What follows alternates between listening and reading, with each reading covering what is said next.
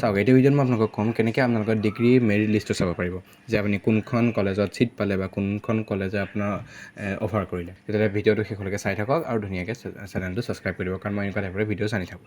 মোৰ যদি শ্বৰ্টছ ভিডিঅ'টো চাইছিলে আজি এতিয়া সেই ভিডিঅ'টো তাত মই ধুনীয়াকৈ কৈছোঁ, কিন্তু মই এইটো ভিডিঅ'ত ইন ডেপ্থ মই আপোনালোকক এক্সপ্লেইন কৰিবলৈ চেষ্টা কৰিম।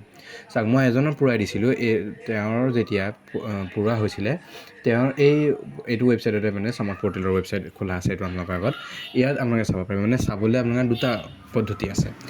দুটা পদ্ধতিত আপোনালোকে নিজৰ নাম কলেজত আহিছেনে চাব পাৰিব। প্ৰথম পদ্ধতিটো মই কৈ দিছোঁ, এইটো আপোনাৰ সমৰ্থ পৰ্টেল। এইটো সমৰ্থ পৰ্টেলত যেতিয়া আপুনি অ'পেন কৰি নিজৰ ক্ৰেডেঞ্চিয়েল দি পেলাই লগ ইন কৰিব, তাৰ পিছতেই এইকণতে এটা অপশ্যন থাকে মাই এডমিশ্যন অফাৰ্ছ।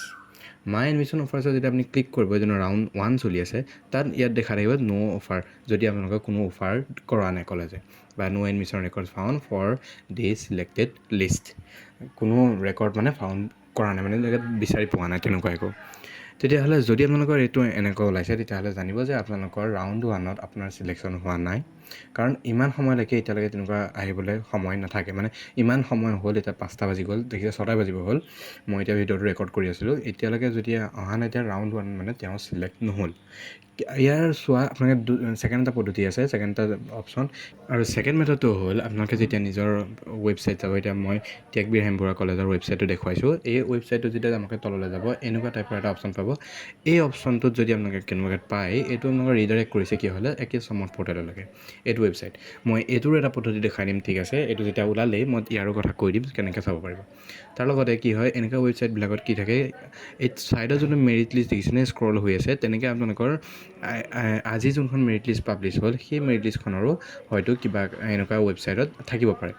যদি এনেকৈ ৱেবছাইটত নাই, তেতিয়াহ'লে আপোনালোকে কি কৰিব, যদি আপোনালোকৰ মেৰিট লিষ্ট এনেকৈ ৱেবছাইটত পোৱা নাই, তেতিয়াহ'লে আপোনালোকে আৰু এটা কাম কৰিব পাৰে যে আপোনালোকৰ যদি যোনখন কলেজত ল'ম বুলি ভাবিছে, সেই কলেজৰ কোনোবা যদি আপোনালোকৰ এনেকৈ চিনাকি আছে, তেনেকুৱা কোনোবা যদি মানুহ আছে অফিচৰ চিনাকি বা ষ্টুডেণ্ট ইউনিয়নৰ লগত কণ্টেক্ট কৰিব পাৰে, তেতিয়া আপোনালোকে কি হ'ব, সেই মানুহখিনিৰ পৰা সেই PDF খিনি ল'ব পাৰিব। PDF-ত কি থাকে, PDF-ত মেৰিট লিষ্টখন থাকে।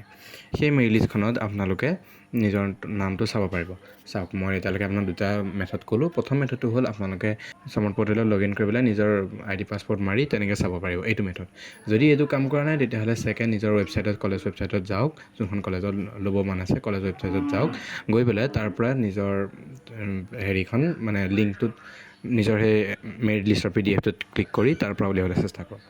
যদি আপোনালোকে তাতো পোৱা নাই, তেতিয়াহ'লে মই যোনটো 3 নম্বৰ মেথড ক'লোঁ যে আপোনালোকে যদি তেনেকুৱা কোনোবা চিনাকি আছে, তাৰ পৰা PDF-খিনি খোজক, তাৰ পৰা তেনেকৈ নিজৰ মেৰিট লিষ্ট পাব পাৰে। তেতিয়া সেইটো মেথডতো আপোনালোকে চাব পাৰে। যদি আপোনালোকে ভাবিছে মই সেইটোতো চাব পৰা নাই, তেতিয়াহ'লে আপোনালোকে কি কৰিব পাৰিব, এনেকৈ কৰি পেলাই এটা ৱেবছাইট আহে, মই পাৰিলে ৱেবছাইটৰ লিংকটো আপোনাক দি দিম, যোনটো ইয়াত চাব পাৰে। ইয়াত প্ৰথমতে মাৰিব লাগিব ইনষ্টিটিউশ্যন নেম। ইয়াত মানে ধৰক গুৱাহাটী ইউনিভাৰ্চিটি মাৰিলে,